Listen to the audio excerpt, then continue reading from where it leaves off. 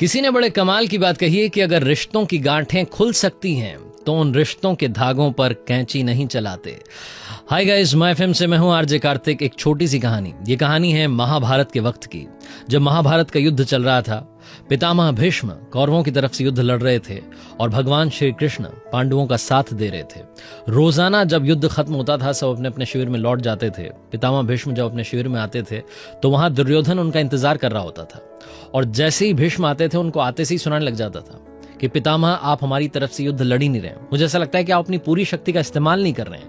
आप युद्ध भूमि में जाएं और पांडव बच जाएं, ऐसा हो ही नहीं सकता।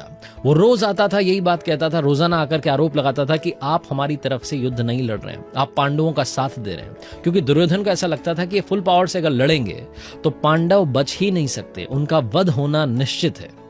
एक दिन वो फिर से आया, शाम में आकर के सुनाने लगा तो पितामह भीष्म उस दिन तंग हो गए। उन्होंने पता नहीं अचानक से ये प्रतिज्ञा ले ली। उन्होंने बोला कि मैं गंगा पुत्र भीष्म ये प्रतिज्ञा लेता हूं कि पांडवों का कल युद्ध भूमि में जाकर के वध कर दूंगा। और जैसे उन्होंने ये प्रतिज्ञा ली, ये बात जंगल में आग की तरह फैल गई। कौरवों के शिविर में पहुंची। दुर्योधन ने जाकर के अपने भाइयों को बताया कि देखो भैया, कल तो जो है युद्ध खत्म हो जाएगा। पितामह भीष्म ने प्रतिज्ञा ले ली कि कल वो पांडवों का वध करेंगे। जब उन्होंने प्रतिज्ञा ले ली है तो वध होना पक्का है। इधर ये बात पांडवों के शिविर में पहुंची। द्रौपदी को पता चला तो चिंता में आ गई कि मेरे पतियों का कल वध होने वाला है। वो गई जाकर के भगवान श्री कृष्ण के पास जाकर के बोली कि भगवान, आपकी वजह से सब कुछ हो रहा है। तो भगवान ने कहा कि मेरी वजह से नहीं हो रहा है, सबके अपने अपने कर्म है, इस वजह से ये सब हो रहा है। तो द्रौपदी ने कहा कि अब बताइए समस्या का समाधान क्या है। तो भगवान श्री कृष्ण ने एक उपाय बताया और बोला कि मेरे साथ चलो। दुश्मन के शिविर में चले गए, कौरवों के शिविर में। द्रौपदी ने पूछा कि यहाँ क्यों आ गए। भगवान ने कहा जो बताया वो कर देना। वो पहुंचे पितामह भीष्म के शिविर के बाहर, सैनिक खड़े हुए थे। वहां जाकर के परिचय दिया कि मैं द्रौपदी हूं, रानी हूं। तो उन्होंने अंदर जाने दिया। अंदर जब पहुंची तो वहां पितामह भीष्म ध्यान में थे, भगवान का ध्यान कर रहे थे। और वहां जाकर के द्रौपदी ने प्रणाम किया और बोला कि प्रणाम पितामह।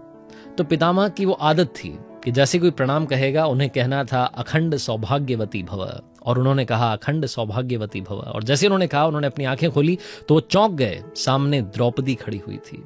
वो संकट में पड़ गए कि अभी थोड़ी देर पहले दुर्योधन के सामने प्रतिज्ञा लिए कि पांडवों का वध कर दूंगा, और अब पांडवों की जो पत्नी है द्रौपदी, उसको आशीर्वाद दिया है अखंड सौभाग्यवती भव।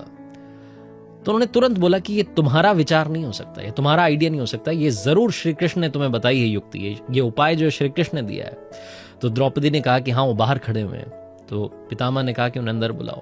भगवान श्री कृष्ण अंदर आए, और जैसे अंदर आए तो उन्होंने प्रणाम किया कि भगवान, ये मुझसे क्या करवा दिया। थोड़ी देर पहले मैंने प्रतिज्ञा ली है और अब आपने मेरी प्रतिज्ञा अपने ही वचन से तोड़वा दी, मैं क्या करूं। तो भगवान श्री कृष्ण ने कहा कि आपको ही इसका समाधान मालूम है। पांडवों को बुलाया गया, पांडवों ने आकर के प्रणाम किया।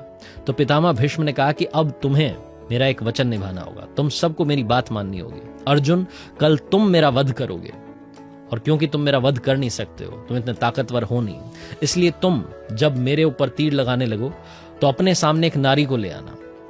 तो पांडवों ने पूछा कि नारी कहां से आएगी युद्ध भूमि में। पांडव पहले तो मना करने लगे कि पितामह आप पर कैसे तीर चला सकते हैं, लेकिन उन्होंने आदेश दिया तो मानना था।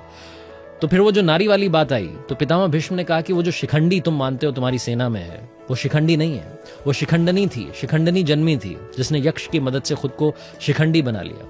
उसको तुम अपने सामने लेकर के आ जाना, और जब शिखंडनी तुम्हारे सामने आ जाएगी तो मुझ पर तीर चलाने लगना और मेरा वध कर देना, मुझे धराशायी कर देना। ये छोटी सी कहानी है महाभारत की, और कुछ बातें हमें सिखाती है। सबसे पहली बात जो सिखाती है वो है संस्कार। द्रौपदी के संस्कार थे कि वो जाकर के प्रणाम करने पहुंची। यही काम कौरवों की पत्नी भी कर सकती थी। वो पत्नी आकर के प्रणाम करती, और अगर पितामह भीष्म उनको अखंड सौभाग्यवती का आशीर्वाद दे देते तो शायद कौरव भी बच जाते, लेकिन ऐसा नहीं हुआ। दूसरी बात ये कहानी सिखाती है कि इस दुनिया में कितनी भी बड़ी समस्या आ जाए, उसका समाधान निश्चित है, उसका सलूशन जरूर मिलेगा और आपके आसपास होगा। पितामह भीष्म अपनी ही प्रतिज्ञा में बंध गए थे, लेकिन उन्हें भी समाधान मिल गया।